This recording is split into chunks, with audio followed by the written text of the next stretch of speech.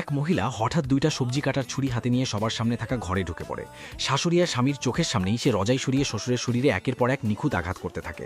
কিন্তু আশ্চর্যের ব্যাপার, ধারালো ছুরি হলেও তার ত্বকে এক ফোঁটা কাটা লাগে না, বরং শরীরের ভেতরে বছরের পর বছর ধরে বন্ধ হয়ে থাকা নালীগুলো ধীরে ধীরে খুলে যেতে শুরু করে। এই দৃশ্য দেখে শাশুড়ি আর ছেলে ভয়ে জমে যায়, আর মহিলা একদম ঠান্ডা গলায় বলে, আমি ওনার শরীর থেকে বিষ বের করছি।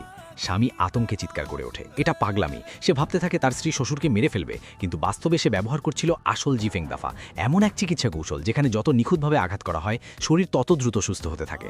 কিছুক্ষণের মধ্যেই বহু বছর ধরে অচেতন হয়ে থাকা শ্বশুর হঠাৎ চোখ খুলে ফেলে এবং মুখ দিয়ে ঘন কালো রক্ত থুকু করে।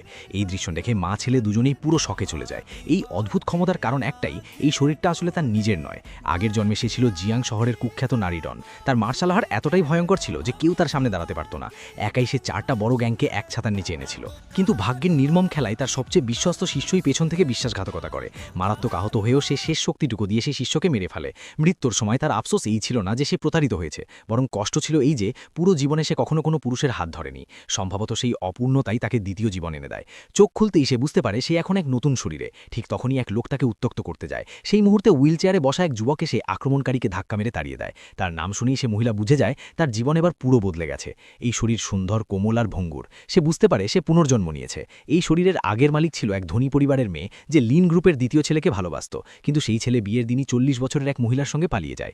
বাধ্য হয়ে তাকে বিয়ে করতে হয় তার সৎ বড় ভাইকে। কিন্তু সেই বিয়ে ছিল অপমান আর হুমকিতে ভরা। সে বারবার তালাকের কথা বলে স্বামীর কাছ থেকে সিইওর চেয়ার আদায় করতে চাইত। ঠিক তখনই এক সড়ক হামলায় সে অচেতন হয়ে পড়ে, আর সেই ফাঁকেই নতুন আত্মাই শরীরে ঢুকে পড়ে। যে যুবক কিছুক্ষণ আগে তাকে বাঁচিয়েছিল সেই এখন তার স্বামী। মহিলা অবাক হয়ে ভাবে, আগের জন্মে ছিল রক্ত আর হিংসা, আর এই জন্মে সে পেয়েছে সুন্দর মুখ আর এক নিঃশব্দ কিন্তু ভরসাযোগ্য স্বামী। সে ঠিক করে এবার সে জীবনটা উপভোগ করবে। কিন্তু হঠাৎ হামলাকারীদের আরও লোক হাজির হয়। পঙ্গু স্বামী ভাঙা বোতল হাতে নিয়ে তাকে রক্ষা করতে সামনে আসে। এই দৃশ্য দেখে তার চোখ ভিজে ওঠে। স্বামীকে বাঁচাতে সে এক আঘাতেই তাকে অচেতন করে দেয়। তারপর একাই গুন্ডাদের মুখোমুখি হয়। একটা ঘূর্ণায়মান লাথিতে সে সর্দারকে মাটিতে ফেলে, বাকিদেরও এমন মার দেয় যে তারা আর ফিরে তাকায় না। বাড়ি ফিরে সে নতুন জীবন শুরু করতে চায়, কিন্তু শাশুড়ি এসে তাকে পারিবারিক অমঙ্গল বলে দোষ দেয়। ছেলের পা নষ্ট করা আর শ্বশুরকে কোমায় পাঠানোর অভিযোগ তুলে সে তালাক দাবি করে। নিজেকে বাঁচাতে মহিলা শ্বশুরের নাড়ি পরীক্ষা করে, তারপর সবার সামনে আবার ছুরি তুলে নেয় চিকিৎসার জন্য। পরের পর্বের জন্য লাইক করুন।